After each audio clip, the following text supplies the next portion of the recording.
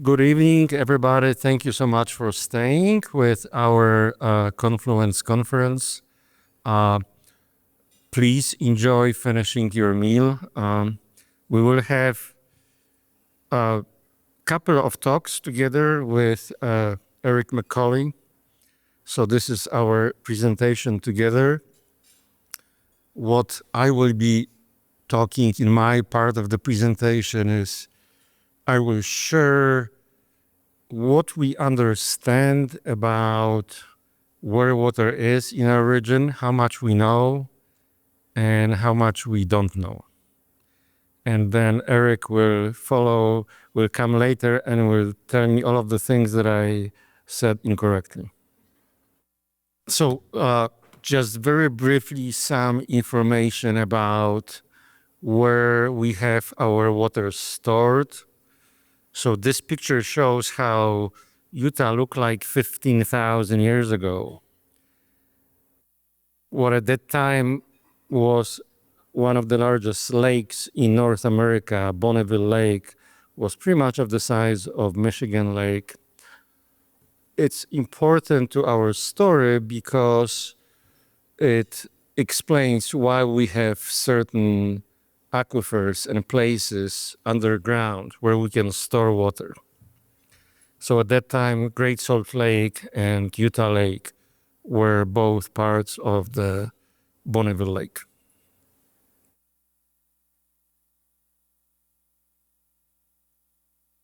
Because of the fact that we had this ancient lake here and we have rising mountains on either side of the lake, the force of gravity and running water is bringing sediments into lower valley, creating our bucket, creating the reservoir where we can store sediment and water. And overall, this reservoir is pretty deep.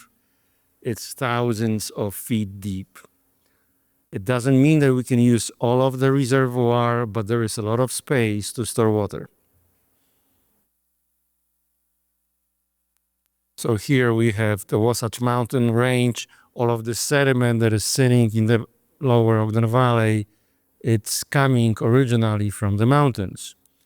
Some of it was brought by a river over tens of thousands of years into lower Ogden Valley. So here we have this sediment closer to mountain front. We will have more gravel and coarse sand. This is where our gravel pits are sitting, the Geneva pit and Parsons pit at the mouth of the Weber Canyon.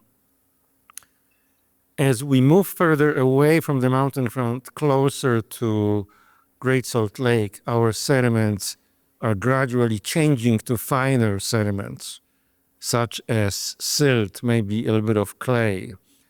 That is also an important part of our story because it tells us how fast water can flow in the aquifer. We have two major deeper aquifers or water-bearing layers, and on top of that, we have also a closer to the surface unconfined aquifer. This unconfined aquifer we can ignore for a while because its water quality is not great. But the deeper aquifer that says here, the delta aquifer, this is where you're drinking water from every day. This is where we drill all our wells to. This is where water levels matter to us.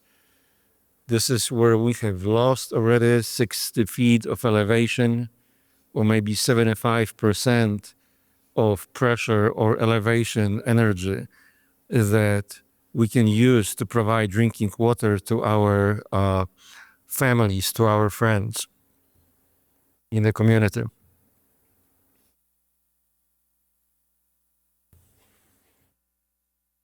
We have somewhat good idea about water budget in this entire district. So overall, we are playing with about 1 million acre feet of water, but only certain small portion of it really flows in the aquifer. and only small portion of it flows to Great Salt Lake.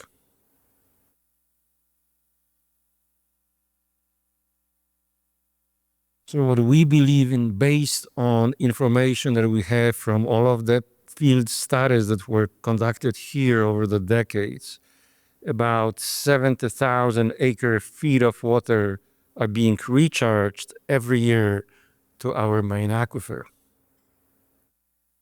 Now we are losing water levels in our main aquifer, which means we are using more than 70,000 acre feet.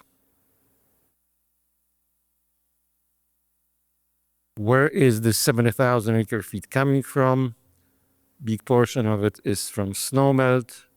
A little bit is from water seeping across the bottom of the Weber River. And then some of it is coming directly from atmospheric precipitation.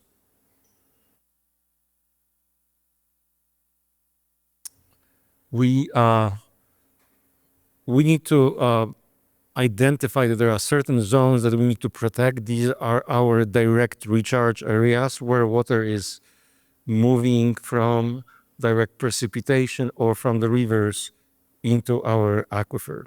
We are very fortunate. We have amazing quality of our water. We don't want to change it. So out of this 70,000 acre feet, roughly 40,000 acre feet moves across the aquifer toward Great Salt Lake. Now I am using certain numbers. This is our best estimation. It doesn't mean that they are super accurate, because we just need to do more field work. We need to do more field studies to understand enough details. And because water budget in our community is pretty tight, the better we understand how much water we have and how fast it flows, the better decisions we can make. As water flows between the mountains and the Great Salt Lake, it also changes its water chemistry. Closer to the mountains, the water quality is great. It stays great in deeper aquifers. It's not the case in a shallow aquifer. So shallow aquifer has elevated concentrations of nitrogen. Don't drink water from irrigation ditches, please. So on the left side of this picture, this is our bucket. This is where we can fill the sediments with water. In the middle picture, we see how water is flowing from the mountains toward Great Salt Lake, if we have enough water. And then on the right side, we see that water chemistry changes as water moves from the mountains toward Great Salt Lake. I have shown this slide in my previous presentation, so I'm not going to spend too much time talking about this slide, but I wanted to bring your attention again to the slide in the left upper corner. These are water levels of groundwater elevation in our main source of drinking water. It has been steadily going down for last 80 years. We have, based on this well, 25 more feet to play with. I showed also this graph, so just one sentence, that we need to be ready for longer term drought conditions, because they have happened in the past, they will happen in the future, and we can be ready. We just need to be thoughtful, and we need to make right decisions. Water levels in Great Salt Lake, they fluctuate. On the left-hand side of the picture, we have water levels a bit higher than today. On the right-hand side, we have water levels closer to the minimum in 2021 and 2022. Now, a couple of relaxing slides. We can have fun in Great Salt Lake. So when I was doing research in Great Salt Lake, I dropped my camera, it drowned, I lost it. This is cost of doing field work and studies in Great Salt Lake. It's fine. I will show you just few images of one of the aspects of management of water resources, which is either managed aquifer recharge or aquifer storage and recovery. This is a pilot project that I was part of it. Weaver Basin Water District is in charge of managing it. We are not diverting a lot of water to the surface recharge, since it is a pilot project, is a complicated issue. If we want to divert more, you would need to have water rights. That becomes a much bigger story. I will skip next slides, couple slides, so I apologize for that. They are very technical. But here is a couple more pictures of this aquifer storage recovery facility. If we used Geneva Pit and Parsons Pit, much larger facilities, to divert water from Weber River when we have water levels very high, that will help us a lot to manage our water resources.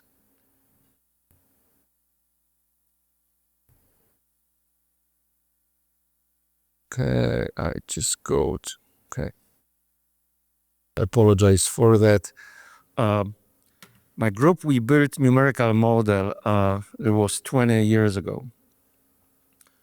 The problem with the model is it was aimed at very specific task, specific goal.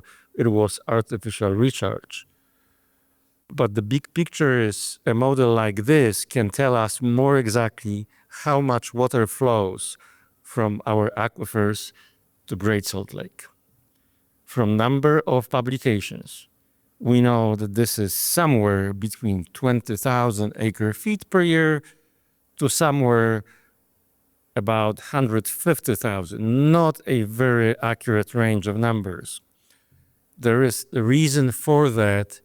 In order to have a better understanding, you would need to drill a number of wells along the coastline of Great Salt Lake, and maybe eventually we will have to do it as we get closer to a point of time where we need to make smarter decisions. Oh, the wells that I was talking about, they would be wells that will provide us information, not provide water. I should be more clear about this. Here on this chart, I think the important chart is in the right lower corner that shows how much water we have been using in our area between 1950s and present time.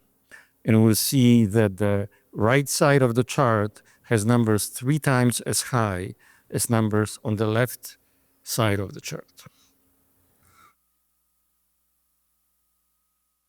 These two charts, this is not a very clear thing, but the left-hand side chart, it shows how our atmospheric precipitation fluctuates, and closer to the right side of the left-hand side chart, we'll see a dip. Last 20 years, we have kind of drought conditions. The right-hand side shows evaporation. Evaporation during that time not only didn't get lower, but it got higher because it was a little bit warmer. So natural conditions will influence how much water we have. We cannot ignore it, but the closer we are to more exact information, the better decisions we can make. Sorry. Okay, another thing, so these two maps, they show us distribution of certain parameters in the aquifers. We need to have more information. At that time, I did this model 20 years ago. We had different number of people living in our area, so our water consumption was different. In some ways, the weather conditions were different. Now we need to take a closer look at this. So maybe there is a need to build a better quality model and with more information. This chart shows on the left-hand side of the picture, it shows measured water levels in wells in our region. So we see a clear trend, but some fluctuations. On the right-hand side of the picture, we see modeled water levels, which means that the model is capable to reconstruct water levels over the last 75 years. But we need more exact model. And just this slide shows we have a bunch of different wells with water levels measured. In some wells, the model does a better job than in other wells, but overall it does reflect a declining trend. We cannot deny it. Okay, I am going to skip that. This is one of the newer publications of my friends in Utah Geological Survey. They use geographic information system to model amount of water that flows into Great Salt Lake. And they did a great job with the tools they have. This model is not exact enough. It doesn't help us. We need to be more thoughtful about how we model the whole water system so that we can make better decisions.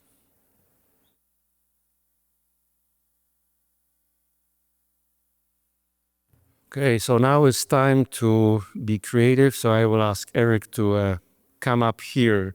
Can innovation and policy rewrite a 100-year-old problem? We'll see what he has to say. Thank you so much.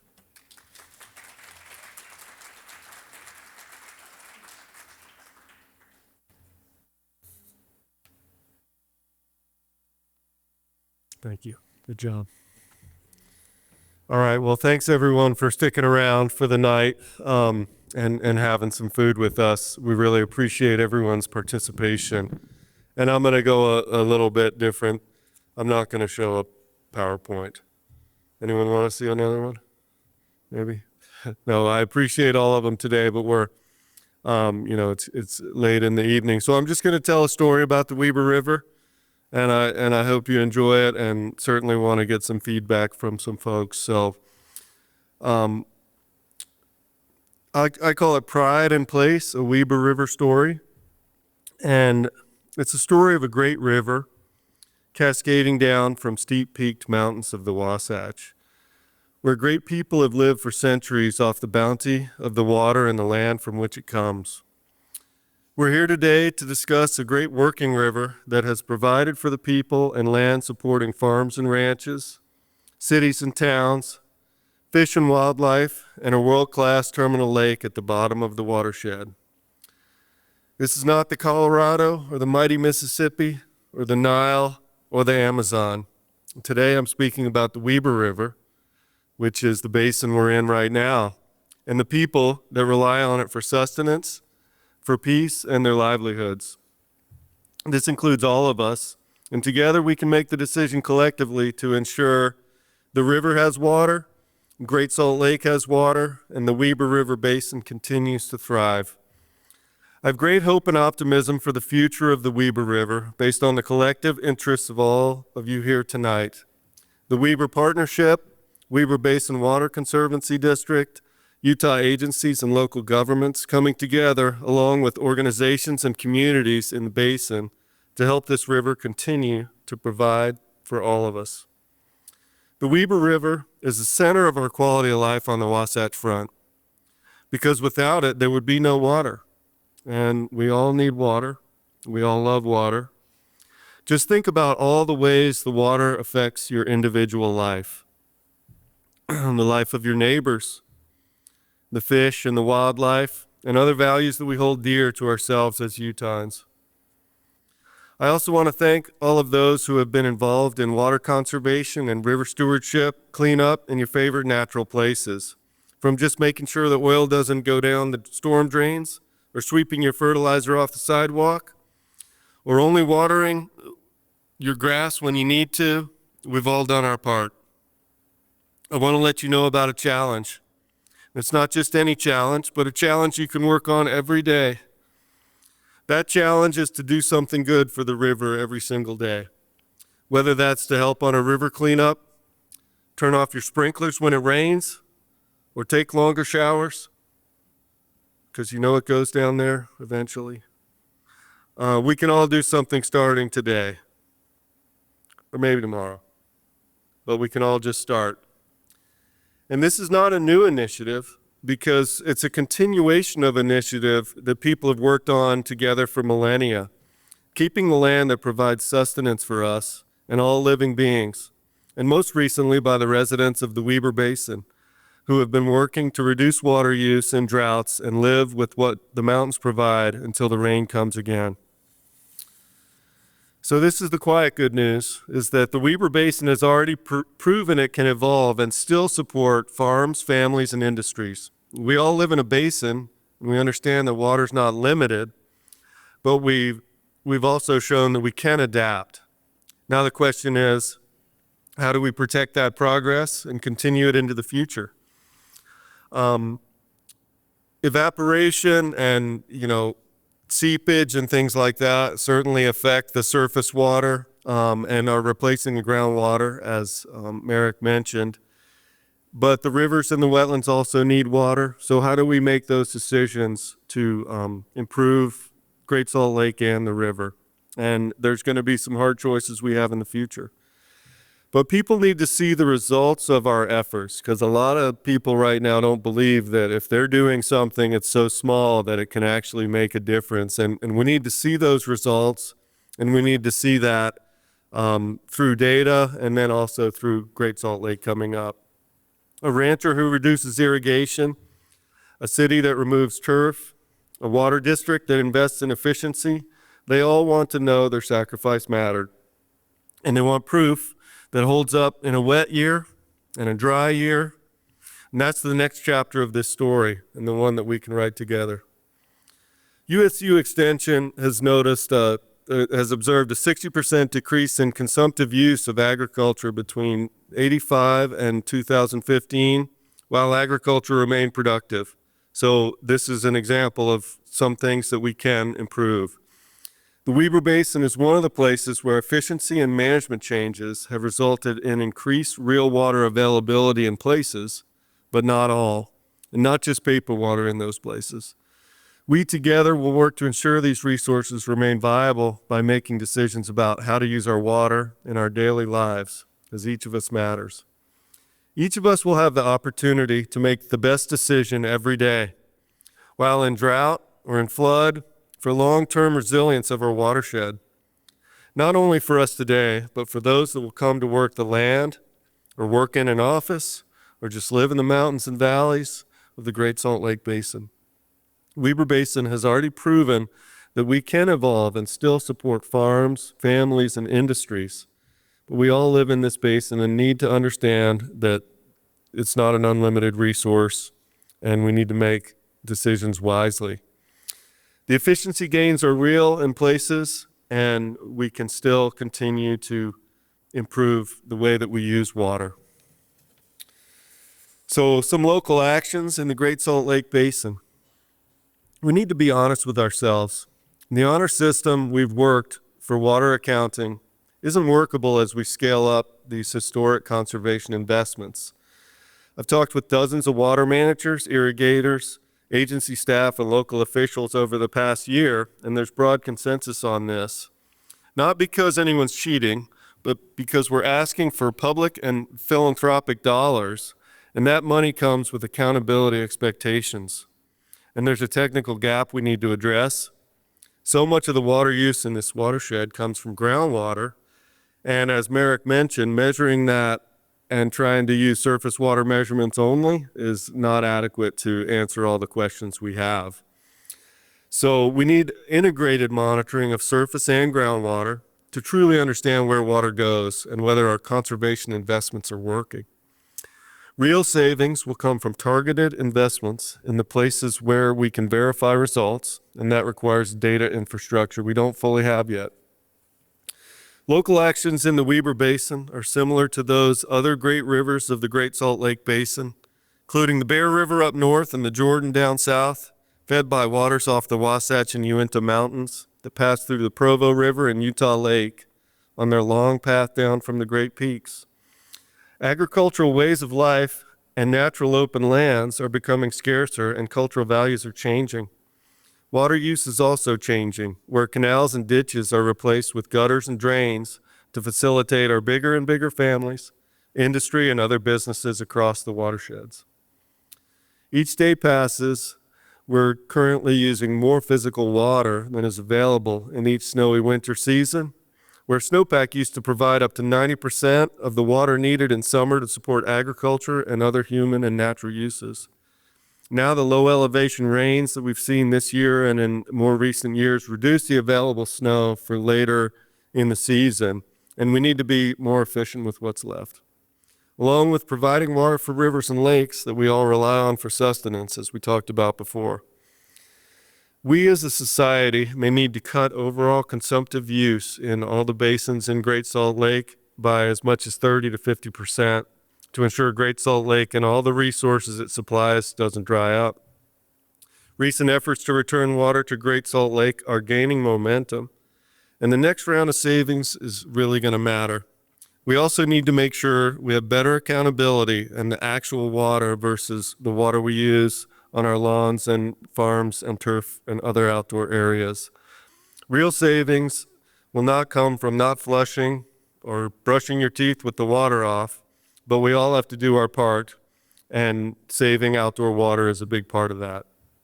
The reduction in outdoor water use is going to be key, and we need to also optimize the value of water that we have without driving up the cost too much. But we do truly need to understand the value of water and value it accordingly.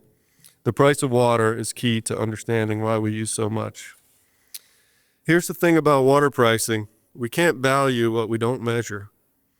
The next generation of water markets, voluntary leases, conservation credits, ecosystem service payments will depend on verified data, and agricultural users and conservation groups need to see that the system is fair and that the numbers are real and not estimates that shift with politics every water year, every wet year or dry year.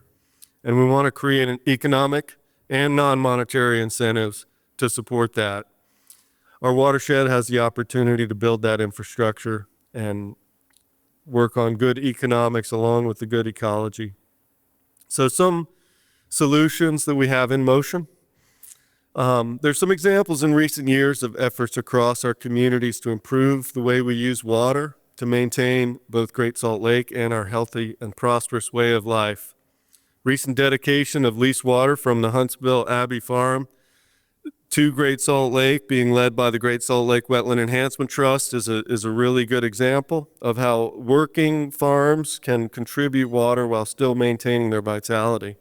Shepherding that down from the higher mountains, that's another challenge that we need to work on, and that's something that we need to work on more than just in above Pineview, but across the entire basin. The Great Salt Lake Integrated Basin Plan paves the way for rolling up that data and that information across the entire watershed, basin by basin.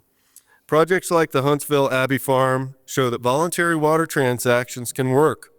Farmers maintain viability and water reaches the lake. But here's the question we need to start asking.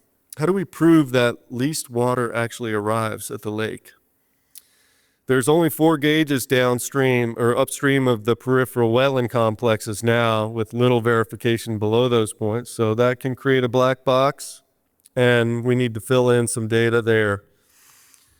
It's even more complex because water use in the Great Salt Lake watershed comes from groundwater, from wells, springs, and subsurface flows that surface runoff measurements can't tell us the full story. So we need an integrated monitoring system that accounts for surface and groundwater. And the next step is to build that and pilot projects to make sure we do get that water stewarded down to the lake. The lake problem is big, but the tools we have can be developed or are already existing to help us make the right decisions about water use and educate our neighbors in a non-threatening way to use their water to last us for a few more centuries as we look to the future. So, leading positive change in water and rivers means that we become more than just individuals, but part of a collective whole working together across the watershed. On data. Right now, we have pretty good information on water flows in the system, but limited data on how much actually reaches Great Salt Lake. And because groundwater use isn't calculated well enough or isn't captured well enough, that makes it even more challenging. USU is improving the hydro server, and Division of Water Rights is doing the data modernization roadmap to build this foundation of real-time tracking. And these partnerships between water districts and the watershed councils and groups like this are going to be key to creating that and building that trust that we need to know that what we are doing is actually making a difference for the lake. Data isn't just about knowing how much water we use, it's about knowing the water actually reaches the lake. And the Weber Basin can pilot this and help bring that water to the lake by understanding more about what's happening in the undersurface, as Marek mentioned, and then also integrate that with the things that Dr. Brooks talked about this morning of projecting groundwater and water going into the streams and things like that. So we do need to improve our monitoring on this. The Great Salt Lake is a lagging indicator, which means that we're pretty far behind the ball if the ground starts to subside and the lake is gone.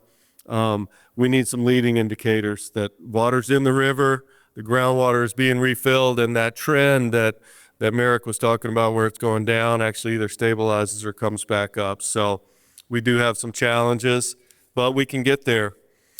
We need to develop better incentives, both monetary and non-monetary. And I'd love to hear from you all, what non-monetary incentives do you think would encourage people to use less water? I know people would love to just get paid for using less, but again, the value of water is important. There's Rip Your Strip programs with the water conservancy districts. There's efficiency upgrades, and we need to make sure the upgrades result in water moving to the lake, and optimization projects are dedicated to water going down there. So partnerships are critical, and the Weber Basin Partnership that brought us here today, the Utah Watershed Councils, Great Salt Lake Advisory Council, homeowners associations, and other groups that collaborate on water use across the basin are going to be critical to making sure that we can share the knowledge and we can collaborate together to improve the situation. So, we need to make a playbook. We need to have a list of things that we can work on together.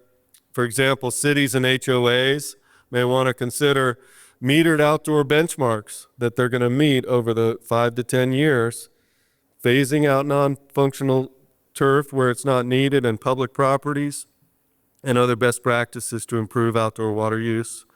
Irrigators and canal companies may want to consider optimization projects and voluntary leases, precise delivery, crop shifts, and voluntary and other leasing mechanisms that send saved water down to the lake while keeping land in production or increasing production and maintaining people's livelihoods. Residents and businesses can use meter information, landscape consultations, and conservation programs to cut outdoor water use while still having functional and attractive yards. Maybe some pollinator gardens out there. So what can we do? Well, we can support the measurement of water that makes all this work. When we're asked to be involved in conservation projects, ask that verification question, is the water reaching the lake? And when we're designing new programs or new developments, build in monitoring from day one so we understand the true water use. There's millions of dollars going into conservation and restoration, so let's make sure the Weber Basin projects can demonstrate the verified delivery, and we improve outcomes for everybody. One last thing to keep in mind, Utah is committed to measurable Great Salt Lake recovery by 2034. Not coincidentally, the year the Olympics come to Salt Lake City. The world will be watching, and will need to show verified progress, not just promises. The Weber Basin, as one of the most advanced in data infrastructure and collaborative governance, can demonstrate what accountability looks like. Let's be the basin that proves it can be done. That's all I have. Thank you. And appreciate everyone being here, and we're around for questions if you want. Do you have any last words?